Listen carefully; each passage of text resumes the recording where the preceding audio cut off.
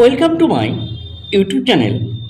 আজকে আমরা মাধ্যমিক 2025 সালের সুনিতা বালা সর্দার গার্লস হাই স্কুলের টেস্টের যে কোশ্চেন হয়েছিল সেই কোশ্চেন নিয়ে আমরা আলোচনা করব। আমরা প্রথমে যে অঙ্কটা আলোচনা করব সেটা কি বলেছে, সেখানে বলছে যে বার্ষিক শতকরা কত হারে কিছু পরিমাণ টাকা 16 বছরে দ্বিগুণ হবে। তারপর দেখো অপশানগুলো দেওয়া আছে, সেই অপশানগুলোতে আমাদের টিক করতে হবে। তাহলে এই অঙ্কটা আমরা করব কি করে? তাহলে দেখো কি বলছে যে 16 বছরের দ্বিগুণ, তার মানে তোমার যদি আসল পি টাকা হয় তাহলে 16 বছরে কত হবে? 16 বছরে কি বলছে, তাহলে এই 2p টাকা হবে। এটা দেখো তোমাদের বলে দিয়েছেন। তাহলে এবার তোমাকে বুঝতে হবে এই যে 2p টাকা মানে কি। এই টাকার মধ্যে দেখো তোমার সুদ প্লাস আসল দুটো অর্থই কিন্তু এর মধ্যে আছে। তাহলে দেখো আমরা এই সুদ প্লাস আসল থেকে যদি আসল বাদ দিয়ে দিই তাহলে আমরা কি শুধু পাবো? সুদ পাবো। তাহলে সুদ কত হবে? 2p মাইনাস পি সমান কত? এই পি টাকা। এইটা আমরা কি পাবো? শুধুমাত্র তোমার সুদ পাবো। এবার আমাকে কি বলেছে যে শতকরা আমাকে বের করতে হবে, অর্থাৎ আর এর মানটা যেটা আছে সেই আর এর মানটা বের করতে হবে। তাহলে দেখো এটা কত বছরে? 16 বছরে। আসল কত? পি। সুদ কত? পি। তাহলে আমি আর এর যে ফর্মুলা, অর্থাৎ আর এর ফর্মুলা কি? আর সমান সমান 100 into I by P into T. তাহলে এটা হলো আমার কি ফর্মুলা। তাহলে এই ফর্মুলা অনুযায়ী আমরা যদি মানগুলো পুট করি তাহলে কত হবে? 100। সুদ মানে কত? এই পি টাকা। আমরা আসল কত দিচ্ছি? পি টাকা, আসল পি, তাই পি এর জায়গায় পি থেকে গেল, আর টি এর জায়গায় কত হলো? 16। তাহলে পি কেটে গেল, 4 দেখাচ্ছি, 4 25 100, 4 4 16। তাহলে 25/4, তার মানে কত? 6.1/4%। তাহলে আমার যে সুদের হার, সেই সুদের হার কত? এই 6.1/4। তাহলে অপশান দেখো, সেই অপশানে কোনটা আছে? এই সি নাম্বারের যে অপশান, এই সি নাম্বারের অপশানটি কিন্তু হবে। তাহলে আশা করি এই অঙ্কটা তোমরা বুঝতে পেরেছ। তাহলে দেখো এই অঙ্কটা বুঝতে পারলে অবশ্যই তোমরা কিন্তু এই চ্যানেলটিকে সাবস্ক্রাইব করে নেবে এবং অবশ্যই লাইক বাটনটি অন করে দেবে। এবার দেখো দ্বিতীয় নম্বর অঙ্কটা কি বলছে।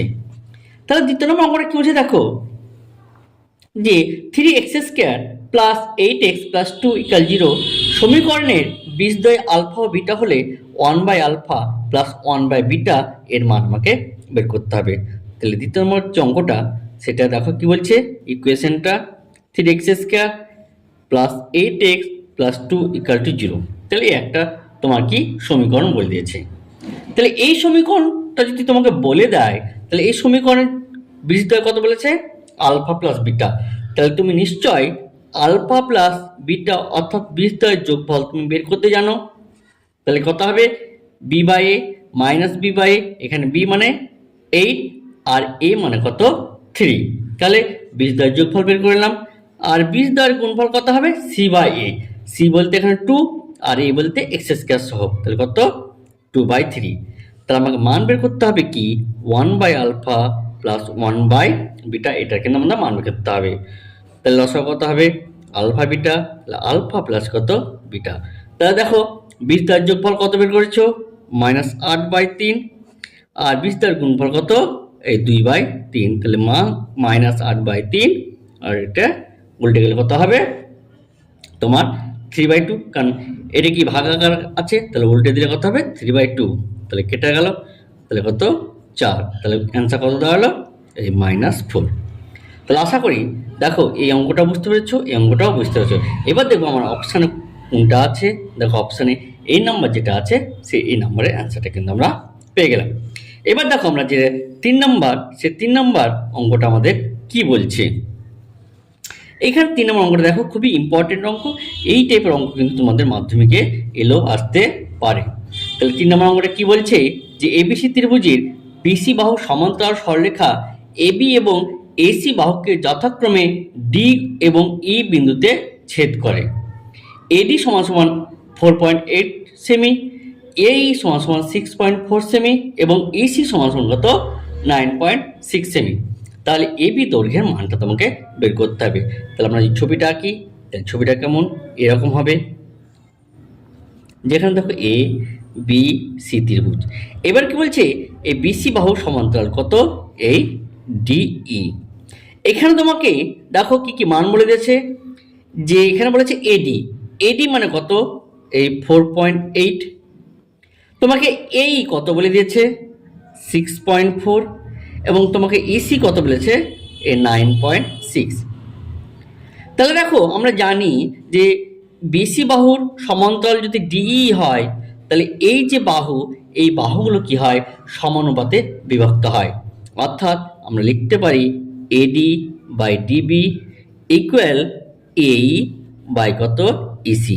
অর্থাৎ তোমাকে এই নিয়মটা কিন্তু তোমাকে অবশ্যই জানতে হবে, না হলে কিন্তু তুমি কিন্তু অঙ্কটা করতে পারবে না। কেন পারবো না? কারণ দেখো এই সূত্রটাকে কাজে লাগিয়ে আমরা ডিবি বাহুর মান বের করবো, আর এডি বাহু কি বলে দিয়েছে, তাহলে ডিবি বাহু যা পাবো তার সাথে যদি আমরা 4.8 যোগ করি, তাহলে দেখো এবি বাহুর দৈর্ঘ্যটা পেয়ে যাব। আর আমাকে এটাই কিন্তু বের করতে বলেছে যে এবি বাহুর দৈর্ঘ্য কত হবে। এবার এডি বাহুর দৈর্ঘ্য মান বসে দিলাম কত এই 4.8, ডিবি আমাকে বের করতে হবে, এই কত 6.4 আর ইসি কত এই 9.6। তাহলে এই পয়েন্ট পয়েন্ট উঠে গেল। আমি যদি 16 দিয়ে কাটি, 4 16 64, 6 16 কত 96। আবার দেখো 2 দিয়ে, 2 দুগুণে 4, 3 দুগুণে 6। তাহলে দেখো আমরা যদি কোনাকুনি গুণ করি, তাহলে কত হবে 2 ডিবি ইকুয়াল 3 8 24 আর 3 4 12 আর 2 কত 14। তাহলে 4.4 অর্থাৎ ডিবি তাহলে কত হবে 7.2। তাহলে এই মানটা পেয়ে গেলাম কত 7.2। তাহলে এবি বাহুর দৈর্ঘ্য কত হবে, তাহলে 4.8 আর 7.2 কি করতে হবে যোগ করতে হবে। তাহলে যোগ যদি করি তাহলে আমরা কত পাবো, তাহলে আমরা পাবো 8 আর 2 কত 0 10, হাতে থাকলো 1, 7 4 11 12। তাহলে এবি বাহুর দৈর্ঘ্য কত পেয়ে গেলাম 12। তাহলে এবি বাহুর দৈর্ঘ্য কত হবে 4.8 প্লাস 7.2, তাহলে কত এই 12 সেমি। তাহলে এটা কত হয়ে গেল এই 12 সেমি কিন্তু আমরা পেয়ে গেলাম। তাহলে দেখো আমার অপশানও কিন্তু সেটাই আছে, বি নাম্বার যে অপশান, সেই বি নাম্বার অপশানটা কিন্তু ঠিক হবে। এবার দেখো 4 নম্বর অঙ্কটা কি বলছে, 4 নম্বর অঙ্কটা তোমার বলছে যে 5 cos থিটা সমান সমান sin 3 থিটা এবং 5 থিটা লেস দ্যান 90 হলে থিটার বৃত্তমানটা তোমাকে বের করতে হবে। তাহলে আমাকে প্রথম কাজ কি করতে হবে, প্রথম কাজ হবে থিটা মানটা বের করা। তাহলে আমাদের অঙ্কটা কি দিয়েছে, আমাদের অঙ্কটা দিয়েছে যে 4 নম্বর দেখার অঙ্কটা যে cos 5 থিটা ইকুয়াল টু সাইন কত 3 থিটা। তাহলে দেখো এটা প্রকোণটাকে কাজে লাগিয়ে এখানে দেখো আমরা থিটা মানটা বের করব। তাহলে দেখো cos 5 থিটা সাইন থিটাকে দেখো তো লিখতে পারি কি না যে cos 90 মাইনাস 3 থিটা, কারণ এই 90-র জন্য cos কি হবে সাইনে কনভার্ট হয়ে যাবে এবং এখানে যে সূক্ষ্মকোণটা থাকে সেটা পাশে বসে যাবে। এর আগের অঙ্কগুলো আমরা করতে গিয়ে কিন্তু এই টাইপের যে অঙ্কগুলো আছে তার নিয়মাবলীগুলো কিন্তু আমরা বলেছি। যদি না দেখো তাহলে প্লেলিস্টে গিয়ে অবশ্যই এই ভিডিওগুলো কিন্তু একবার দেখে নিও, কারণ এই টাইপের অঙ্কই কিন্তু 2025 সালে অবজেক্টিভে আসার খুবই সম্ভাবনা আছে। তাহলে এবার দেখো দুই দিক থেকে কি হবে cos cos আউট, তাহলে 5 থিটা ইকুয়াল টু 90 মাইনাস কত 3 থিটা। তাহলে এই 3 থিটাটাকে এদিকে নিয়ে আসছি, তাহলে কত হবে 8 থিটা সমান সমান কত 90। তাহলে থিটা সমান সমান কত হবে 90/8। তাহলে এবার দেখো আমরা যেটা ক্যালকুলেশন করি, দেখো 2 দিক যাবে 45 দুগুণি 90 আর এখানে 4, তাহলে কত হবে 45/4। তাহলে এই মানটা কি, এই মানটা তোমার কিসে আছে ষষ্ঠিক মানে আছে, এই মানটাকে আমরা কি করতে হবে বৃত্তমান। তাহলে 45/4টাকে আমরা কিসে নিয়ে যেতে হবে বৃত্তমান। তার মানে আমাদের কি করতে হবে এই 45/4 তার সাথে আমাদের কি করতে হবে ইন্টু পাই 180 যদি গুণ করি তাহলে এই কোণটা কিসে কনভার্ট হয়ে যাবে, এই কোণটা তোমার বৃত্তমানে কনভার্ট হয়ে যাবে। এবার দেখো যদি আমরা কাটাকাটি করি, তাহলে কত হবে দেখো, 5 9 45, এটা 20, এটা কত 4, তাহলে এটা কত হয়ে গেল π/16। তাহলে এটা দেখো, তাহলে আমরা অ্যান্সার কত পেলাম, π/16। এবার দেখি অপশানে, দেখি অপশানে কিন্তু সেই অপশানটা নাই, কিন্তু এইখানে অপশানটা এই π/15 এর জায়গায় কত হতো, 16 হতো। তার মানে এই অপশানটা কিন্তু ভুল আছে, তোমরা একটু ঠিক করে নেবে। এরপর দেখো 5 নম্বর দাগে যে অঙ্কটা বলছে যে একটি ঘনকের সমকতলের ক্ষেত্রফল এস বর্গ একক এবং কর্ণের দৈর্ঘ্য ডি একক হলো এস এবং ডি এর মধ্যে সম্পর্ক আমরা নির্ণয় করতে হবে। তাহলে দেখো যে 5 নম্বর যে অঙ্কটা সেটা কি বলছে, একটা ঘনক বলছে, ঘনক দেখতে এরকম হয়। তাহলে ঘনকের দেখো সমগ্রতলের ক্ষেত্রফল কত বলেছে, এস বলে দিচ্ছে, অর্থাৎ একটি ঘনকের সমগ্রতলের ক্ষেত্রফল কত এস এবং কর্ণের দৈর্ঘ্য কত ডি। তাহলে আমরা এখানে বলতে পারি যে সমগ্র তলের ক্ষেত্রফল কত, যে সমগ্র তলের ক্ষেত্রফল কত এস। তাহলে এস মানে আমরা কি বলতে পারি 6a² বর্গ একক। আর কর্ণের দৈর্ঘ্য কত বলেছে, ডি বলেছে, তাহলে ডি সমান কত √3a একক বলতে পারি। আমার কাছে চাইছে এস এবং ডি এর মধ্যে সম্পর্ক। তাহলে আমি কি করছি, এখান থেকে বাহুর মান বের করছি, অর্থাৎ d/√3, এবং এই মানটা কি করছি আমরা এইখানে বসিয়ে দিলেই আমরা এটা অমিট হয়ে যাবে এবং এস এবং ডি এর মধ্যে কিন্তু সম্পর্ক চলে আসবে। তাহলে কত হবে এস, তাহলে 6 ইন্টু, তাহলে এর মানটা আমি কিচ্ছি এখানে বসিয়ে দিচ্ছি, তাহলে d/ কত হবে √3 তার হোল স্কোয়ার। তাহলে এস সমান 6 ইন্টু d²/3, তাহলে কি এই 3 কেটে দিলাম, 3 দুগুণ কত 6, তাহলে এস সমান কত 2d²। আমার হচ্ছে অপশানে এবার কি আছে দেখবো, অপশানে দেখো d² সমান কিন্তু বলে যাচ্ছে, অর্থাৎ আমাকে কি বল করতে হবে d²। তাহলে d² সমান কত বলতে পারি s/2। তাহলে এটা হয়ে গেল তার কি অ্যান্সার। তাহলে আমরা এখান থেকে বলতে পারি আমার যে অ্যান্সারটা হবে সেটাই, এটা কিন্তু ডি নাম্বারের অ্যান্সারটা হবে। এইবার দেখো এটা কিন্তু আমরা মুখে মুখে করতে পারি, অর্থাৎ সংখ্যাগুলোর মান তোমাদের জানতে চাইছে।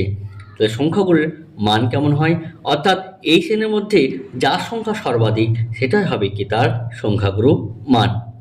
এখানে দেখো 4 কবার আছে, 1 2 3 4, 4 কিন্তু 4 বার আছে এবং 4টাই কিন্তু এখানকার মধ্যে সর্বাধিক, তাই 4 হবে এদের মধ্যে কি সংখ্যাগুরুর মান।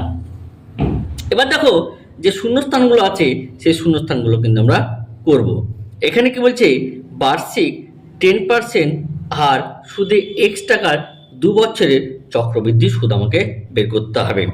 তাহলে দেখো যে চক্রবৃদ্ধি সুদের যে ফর্মুলা, সেই চক্রবৃদ্ধি সুদের ফর্মুলা কিন্তু আমরা এখানে জানবো, অর্থাৎ 2 আমরা জানি সমূল চক্রবৃদ্ধি সুদের ফর্মুলা কি, যে সমূল চক্রবৃদ্ধি সমান আসল ইন্টু 1 প্লাস r/100 তার পাওয়ার n।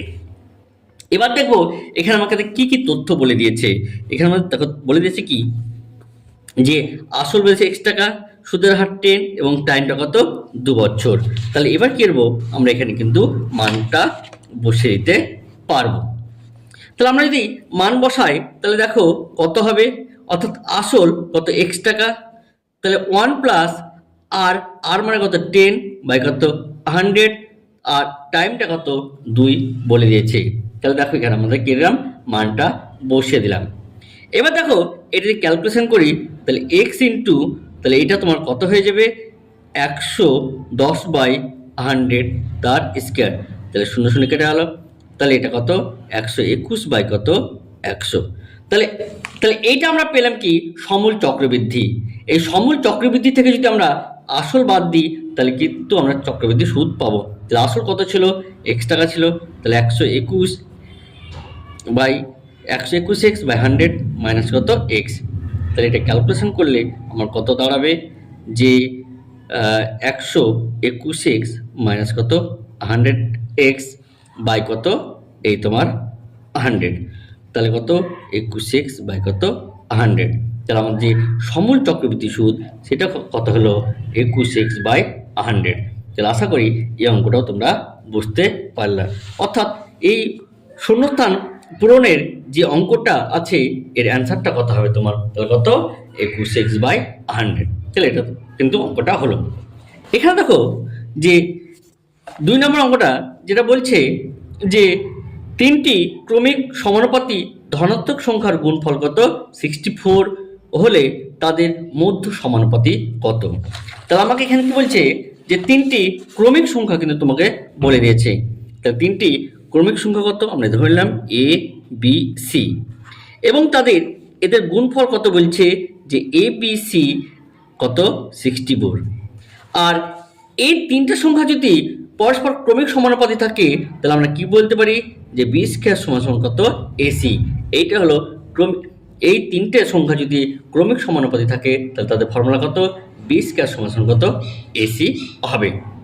এবার দেখো এটাকে 1 নম্বর দিলাম, এটাকে আমরা দিলাম 2 নম্বর দিলাম। তাহলে 1 আর 2 যদি ডিভাইড করি তাহলে কিন্তু আমরা বি এর মানটা পেয়ে যাব। তাহলে কি হবে এবিসি বাই এসি সমান কত 64 বাই কত হবে এই বি স্কয়ার। তাহলে এ কাটলো সিসি কাটলো, তাহলে এখানে দেখো বি কিউব সমান কত 64, তাহলে বি সমান কত 4 হয়ে গেল। অর্থাৎ আমার যে এই অঙ্কটার অ্যান্সারটা চাইছিল, অর্থাৎ দিয়ে যে অ্যান্সার চাইছিল, তাহলে এদের মধ্য সমানুপাতি, তাহলে মধ্য সমানুপাতি কত হবে 4 হবে। এবার দেখো মধ্য সমানুপাতি, দেখো এখানে আমরা দেখো বি এর মানটা বের করেছি। তাহলে মধ্য সমানুপাতি মানে কি এই দুটোর মিডিলে যেটা থাকবে সেটাকে কি বলছে মধ্য সমানুপাতি।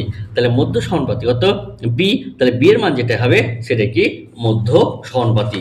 অর্থাৎ এখানকার 2 নম্বর যে অঙ্কের অ্যান্সার, সেই 2 নম্বর অঙ্কের অ্যান্সারটা কত পেলাম 4 পেলাম। এবার দেখো যেটা বলছে যে দুটি বৃত্ত পরস্পরকে বহিঃস্পর্শ করেছে, তাহলে এদের সর্বাধিক সাধারণ স্পর্শক সংখ্যা কত। তাহলে কি বলছে যে দুটো বৃত্ত আছে, এই দুটো বৃত্ত পরস্পর কি করছে বহিঃস্পর্শ করছে, তাহলে এদের সাধারণ স্পর্শক কত। তাহলে দেখো এইভাবে একটা স্পর্শক, এইভাবে একটা স্পর্শক, আর এইভাবে একটা স্পর্শক। তাহলে দেখো এই দুটো বৃত্ত যদি পরস্পরকে বহিঃস্পর্শ করে তাহলে সর্বাধিক তুমি 3টে কিন্তু সাধারণ স্পর্শক করবে। এই টাইপেরই আরেকটা প্রশ্ন তোমাকে দিতে পারে যে এই দুটো পরস্পরকে যদি বহিঃস্পর্শ না করে তাহলে এদের মধ্যে কটা তোমাদের স্পর্শক থাকবে। অর্থাৎ এই দুটো পরস্পরকে যদি বহিঃস্পর্শ না করে তাহলে এদের মধ্যে কতগুলো স্পর্শক টানতে পারি। তাহলে একটা, দুটো, এই 3টে, এই 4টে, অর্থাৎ 4টে তুমি স্পর্শক কিন্তু তুমি টানতে পারবে। এবার দেখো তারপরে যে অঙ্কটা বলছে, অঙ্কটা কি বলছে যে এখানে বলছে যে 22 ডিগ্রি 30 মিনিটকে রেডিয়ানে প্রকাশ করতে হবে। তাহলে এটাকে এই 30 মিনিটটাকে প্রথমে আমাকে কি করতে হবে ডিগ্রিতে প্রকাশ করতে হবে। তাহলে এই ডিগ্রিতে প্রকাশ করতে হলে লিখতে হবে এটাকে 60 দিয়ে ভাগ করতে হবে। তাহলে কত হলো 1/2, তাহলে 22 × 1/2। তাহলে এই মানটাকে এবার কি করতে হবে আমাকে বৃত্ত মানে প্রকাশ করতে বলেছে। তাহলে এটা মানে কত এই 45/2। তাহলে এটাকে যদি আমরা বৃত্ত মানে প্রকাশ করি তাহলে এটাকে আমি কি করব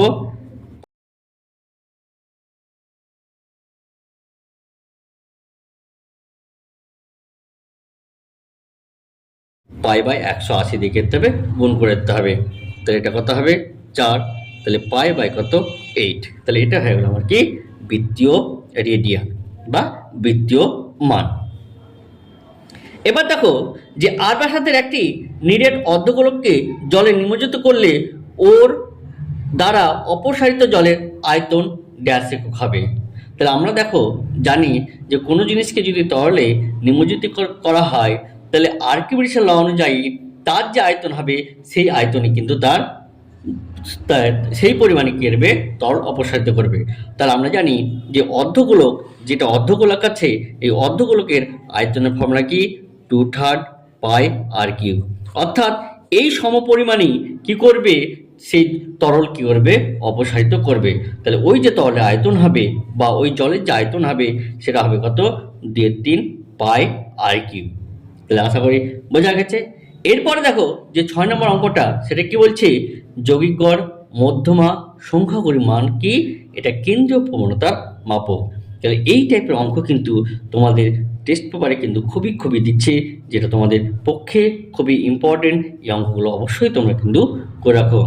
তাহলে দেখো আমরা তাহলে এমসিকিউ এবং শূন্যস্থান পূরণ করলাম তোমাদের একটা স্কুলের। তাহলে এই ক্লাস যদি ভালো লাগে তাহলে অবশ্যই এই চ্যানেলটিকে সাবস্ক্রাইব করবে, লাইক করবে এবং বেল আইকন নোটিফিকেশান অন করে রাখবে।